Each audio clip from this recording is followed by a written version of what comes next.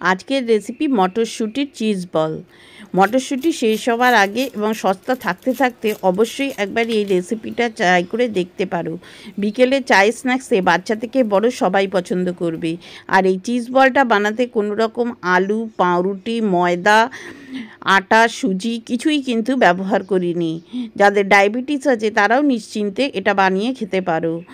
আর এটাকে এরকমভাবে স্টোর করে রাখবে, যখন ইচ্ছা মনে হবে তখন ভেজে নিতে পারবে। এটাকে এরকমভাবে 1 মাস পর্যন্ত সংরক্ষণ করা যাবে। আর মাত্র 1 চামচ তেল দিয়ে এই পুরো একটা চিজ বল তোমরা ভেজে নিতে পারবে। সঙ্গে থাকবে মজাদার হোয়াইট সস। তাহলে চলো শুরু করি আজকের recipe. Let's start this recipe easy cooking with me. প্রথমে দেখো এখানে আমি 1 বাটি মটরশুঁটি নিয়ে নিয়েছি। মটরশুঁটিগুলোকে ধুয়ে জল ঝরিয়ে নিয়েছি। এবারে দেখো এরকম একটা চপিং জার নিয়ে নিয়েছি। এই জারটা দিয়ে তোমরা খুব ফাইন চপ করতে পারবে। এর ভেতরে সমস্ত মটরশুঁটিগুলো দিয়ে দিলাম। আর দিয়ে দিচ্ছি এখানে 1/4 কাপ মতো ফ্রোজেন ভুট্টা। আর দিয়ে দিচ্ছি 2টো কাঁচা লঙ্কা আর 5 থেকে 6 টুকরো মতো আদা। আর দেখো যে ধনেপাতা আছে, ধনেপাতার ডাঁটিগুলো এর মধ্যে দিয়ে দেবে। দিয়ে এবার এটাকে খুব ভালো করে চপ করে নেবে। তবে একদম যেন পেস্ট না হয়ে যায়, একটু যেন দানা দানা থাকে, তাহলে কিন্তু খেতে বেশি ভালো লাগবে। দেখো 1 থেকে 2 মিনিটের মধ্যেই কিন্তু এটা বেশ ভালো করে চপ হয়ে যাবে। দেখো ঠিক এই রকম হবে, খুব বেশি যেন একদম পেস্ট না হয়ে যায়, তাহলে কিন্তু খেতে ভালো লাগবে না। আমি তোমাদের একটু চামচটা দিয়ে তুলে দেখিয়ে দিচ্ছি, তাহলে তোমরা বুঝতে পারবে। দেখো ঠিক এই রকম চপিং হবে, আর কোনো রকম কিন্তু জল ব্যবহার করবে না। এবার একটা মশলা বানাবো, তার জন্য এখানে নিয়েছি জিরে, ধনে, মৌরি, 3টে এলাচ, দারচিনি, গোলমরিচ আর 5টা 6টা লবঙ্গ। এবারে এইগুলো সব এরকম একটা ড্রাই প্যানে দিয়ে দেব। দিয়ে এটাকে খুব ভালো করে একটু ভেজে নিতে হবে। খেয়াল রাখবে মশলাটা যেন পুড়ে না যায়। এবারে এটাকে নাড়াচাড়া করে দেখো ঠিক এরকম হয়ে গেছে। নামিয়ে ঠান্ডা করে গুঁড়ো করে নেব। এবার ওই একই প্যানের ভেতরে 3 চামচ বেসন দিয়ে দিচ্ছি। এবার বেসনটাকেও খুব ভালো করে ভেজে নিয়ে একটা সাইডে নামিয়ে রেখে দিচ্ছি। এবার পরের স্টেপে চলে যাচ্ছি। ওই একই প্যান বসিয়ে দিয়ে এখানে 2 টেবিল চামচ মতো সাদা তেল দিয়ে দিলাম। তেলটা গরম হলে 1/4 টিস্পুন জিরে দিয়ে দিলাম। দিয়ে জিরেটা যখন একটু ফাটতে থাকবে তখন এখানে একটা পেঁয়াজ একটু ছোট ছোট করে কেটে দিয়ে দিচ্ছি। যদি তোমরা পেঁয়াজ না খাও তাহলে পেঁয়াজটা অ্যাভয়েড করতে পারো। দেখো পেঁয়াজটাও একটু লাল লাল করে ভেজে নিয়েছি। এবারে যে মটরশুঁটিটা পেস্ট করে রেখেছিলাম, পিষে রেখেছিলাম, সেই মটরশুঁটিগুলো এর ভেতর সব দিয়ে দিতে হবে। দেখো দেখেই বুঝতে পারছো মটরশুঁটির কিন্তু একদম পেস্ট তৈরি হয়নি, একটু দানা দানা মতো আছে। এবার এটাকে ভালো করে ভেজে নিতে হবে। লো টু মিডিয়াম হিটে এটাকে ভাজবে, যেন পুড়ে না যায়। এর ভেতরে যে ময়েশ্চার আছে সেটাকে একদম শুকিয়ে নিতে হবে। এবারে কিছু শুকনো মশলা অ্যাড করব। প্রথমেই দিয়ে দিচ্ছি এখানে 1/4 টিস্পুন মতো জিরে গুঁড়ো, আর 1/2 টিস্পুন মতো গোলমরিচের গুঁড়ো, আর একটুখানি মতো চিলি ফ্লেক্স, আর স্বাদ অনুযায়ী লবণ, আর 1 চামচ চিনি। ব্যাস এইটুকু মশলাই কিন্তু আমি ব্যবহার করেছি, আর কোনো রকম মশলা ব্যবহার করিনি, কেননা আমি যে মশলাটা তৈরি করে রেখেছি ওর মধ্যে কিন্তু সমস্ত রকমের মশলা দেওয়া আছে, তাহলে ওইটাই ব্যবহার করব। এবারে আরও 2 থেকে 3 মিনিট পর দেখবে এটা এরকম হয়ে গেছে। এবার এটাকে একটা বাটিতে নামিয়ে সম্পূর্ণ ঠান্ডা করে নেব। ঠান্ডা করতে রেখে দিলাম একটা সাইডে। এবারে সসের জন্য একটা প্যান বসিয়ে দিয়েছি। দিয়ে 1 চামচ মতো বাটার দিয়ে দিচ্ছি।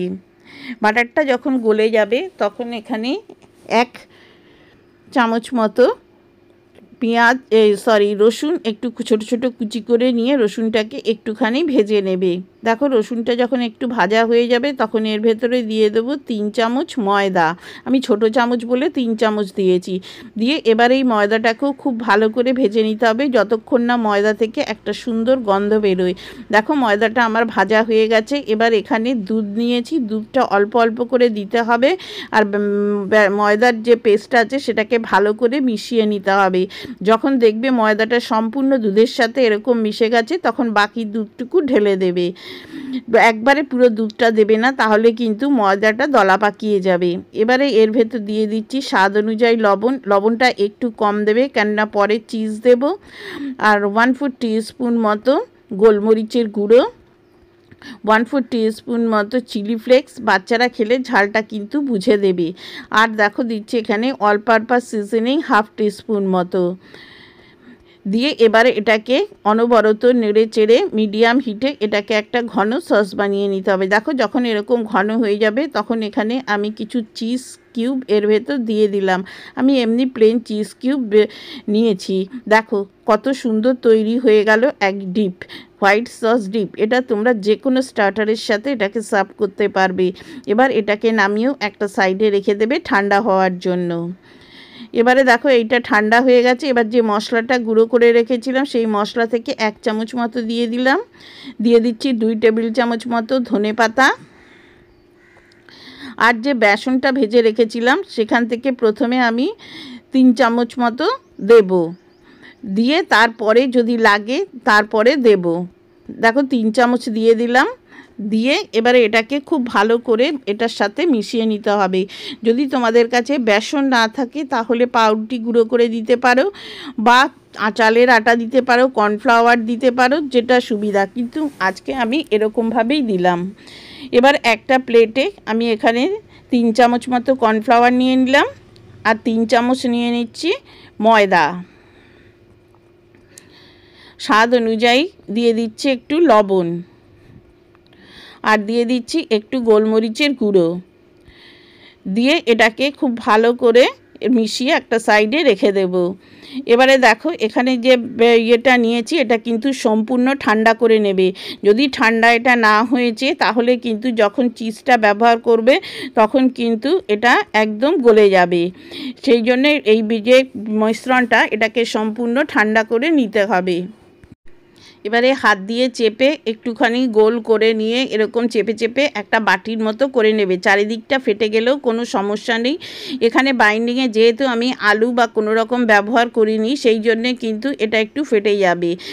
এরকম চেপে চেপে দেখো হাত দিয়ে এরকম গোল করে নিলেই কিন্তু এটা গোল হয়ে যাবে। যদি দেখো যে গোল না হচ্ছে না তাহলে আর একটু বেসন ব্যবহার করবে। এবারে যে মিশ্রণটা রেখেছি সেইটা দিয়ে এরকমভাবে একটু কোট করে নেবে, যাতে এটা যখন তেলে ভাজবে যাতে এটা ছেড়ে না যায়। এইরকমভাবেই সবগুলো বানিয়ে নিতে হবে। তোমরা কোথা থেকে আমার রেসিপিগুলো দেখছো সেটা প্লিজ আমাকে কমেন্ট করে জানিও। আর ভালো লাগলে পরে লাইক কমেন্ট শেয়ার করার অনুরোধ রইল। আর মটরশুঁটি বাজারে এখন প্রচুর সস্তা হয়েছে। আমাদের এখানে 15 থেকে 20 টাকা কেজি। মটরশুঁটি থাকতে থাকতে অবশ্যই একবার মটরশুঁটির এই চিজ বলটা বানিয়ে দেখতে পারো। চায়ের সাথে বিকেলে স্ন্যাক্সে বাচ্চাদের দিতে কিন্তু বাড়িতে মানে খেতে দারুণ লাগে। বাড়িতে গেস্ট আসার আগেও কিন্তু এটাকে বানিয়ে ডিপ ফ্রিজে সংরক্ষণ করে রেখে দিতে পারো।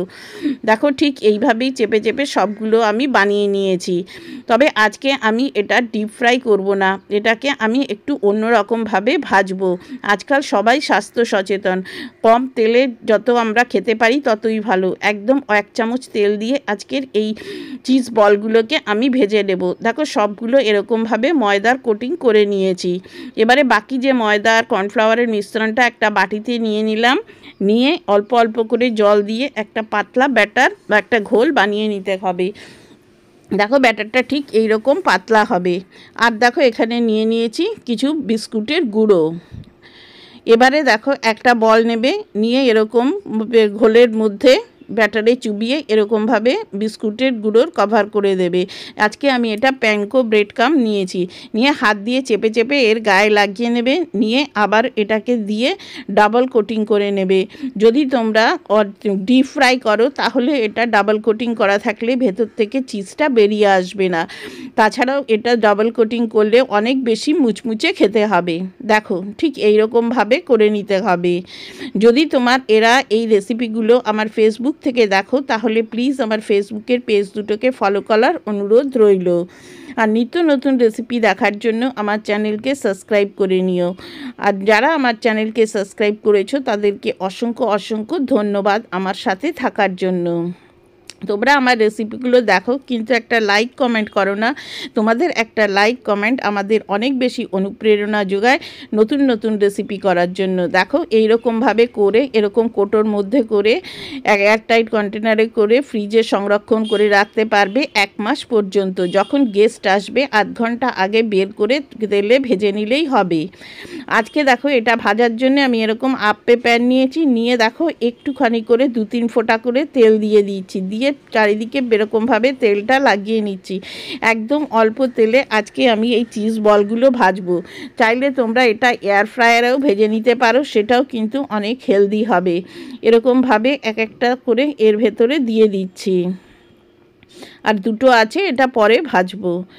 দেখো 2 থেকে 3 মিনিট মতো হতে দেবে, দিয়ে পর একটা বাটিতে একটু তেল নিয়ে ওপর দিয়ে ঠিক এরকমভাবে তেলটা ব্রাশ করে দেবে।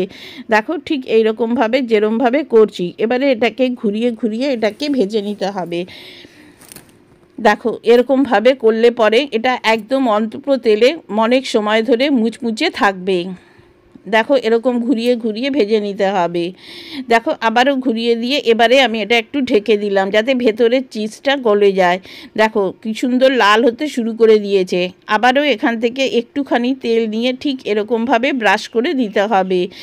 এক একটা ব্যাচ ভাজতে আমার মিডিয়াম হিটে 3 থেকে 4 মিনিট মতো সময় লাগবে। আর এরকম ঘুরিয়ে ঘুরিয়ে একেবারে লাল লাল করে ভেজে নিতে হবে। দেখো আমার কিন্তু বেশ লাল লাল হয়ে গেছে এবং সবগুলোও কিন্তু দেখে মরছে পুরো মচমচে হয়ে গেছে। দেখো একটুও কিন্তু তেল নেই।